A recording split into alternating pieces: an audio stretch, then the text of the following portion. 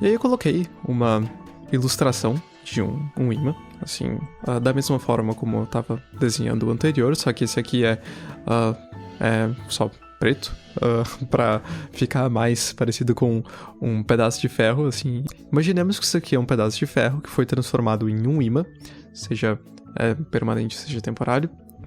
E bom, o fato importante aqui é que os domínios magnéticos de um ímã, eles estão alinhados.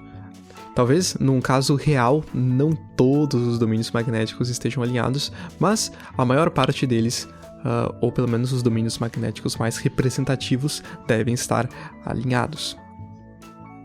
Eu só coloquei essas duas setinhas ali coloridas para identificar os polos norte e sul desse ímã, né? E essas setas fora do ímã eu coloquei para representar o campo magnético que o ímã gera ao redor dele, né? Mas agora o caso importante é o caso do ferro que não está magnetizado. Isso é, um ferro que é simplesmente ferro, não é um ímã. O que acontece quando um pedaço de ferro não é um ímã é que os seus domínios magnéticos estão desalinhados. Vocês podem ver aí na imagem que os domínios têm setinha apontando para a esquerda, para a direita, para cima e para baixo. Enfim, no final das contas, os domínios magnéticos desalinhados acabam anulando os campos magnéticos uns dos outros. E no final, o pedaço de ferro não apresenta um campo magnético. É isso que faz um pedaço de ferro comum não ser um ímã. É o fato de que os seus domínios eles não estão alinhados. E aí eles acabam anulando uns aos outros. E é na soma, no final, o objeto, ele, enfim, não é um ímã.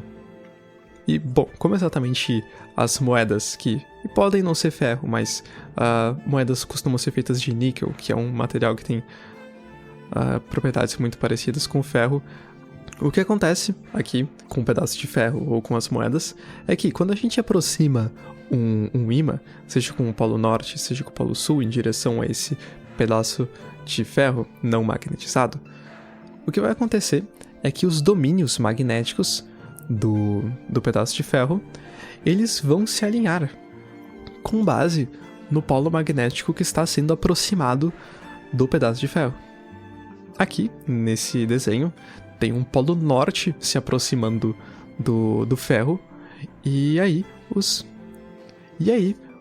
domínios magnéticos do ferro vão se alinhar de forma que as setinhas se afastem do polo norte. Vocês podem lembrar que eu comentei antes que o campo magnético externo de um ímã é de tal forma que as setas que representam o campo magnético se afastem do polo norte. E aqui, em termos de representação, a mesma coisa. Quando a gente aproxima um polo norte de um pedaço de ferro, os domínios magnéticos do ferro vão, digamos, apontar como se estivessem se afastando do norte. Se a gente aproximasse o polo sul, no caso, as setas estariam voltadas para o outro lado.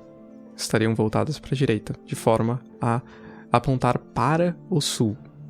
Mas ok, uma outra forma de pensar essa situação, e talvez um pouco mais prático, é que quando a gente aproxima um polo norte de um ímã, de um pedaço de ferro que não está magnetizado, os domínios magnéticos do ferro se alinham de forma a criar um polo sul voltado para o polo norte do ímã que foi aproximado.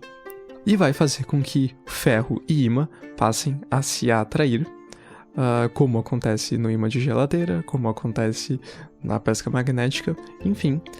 Talvez seja mais prático pensar assim, né? Quando você aproxima um polo de um ímã de um pedaço de ferro, o polo oposto é criado em direção ao ímã que você está aproximando do ferro, para que possa acontecer a atração entre ferro e ímã. E aqui eu encerro com essa imagem, só para resumir, né?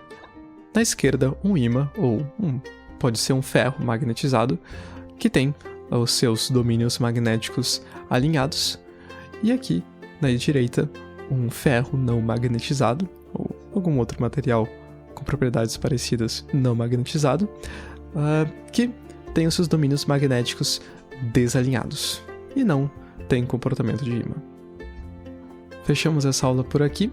Caso tenham dúvidas, podem deixar aí também. Afinal, como os ímãs funcionam não é nenhuma espécie de milagre. E eu vou ficando por aqui. Nos vemos em outras aulas. Até mais.